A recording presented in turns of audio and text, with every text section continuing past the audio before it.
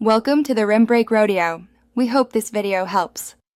You start by duplicating the background layer so you never lose pixels, then pick the best selection tool for the object, Quick Selection for simple shapes, Pen for precise paths. Once you have an initial selection, zoom to 100% and use Select and Mask to refine edges, adjust smooth, feather, and contrast.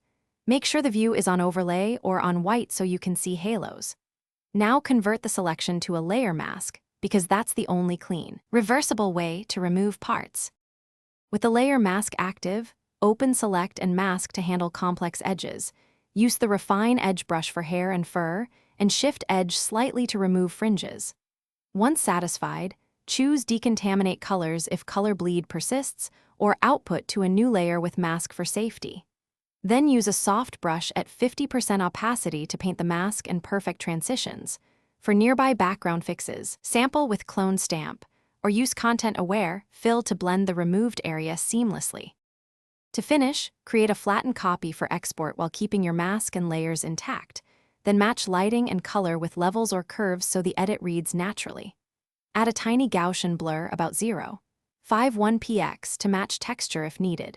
If you see a halo, do not repaint endlessly.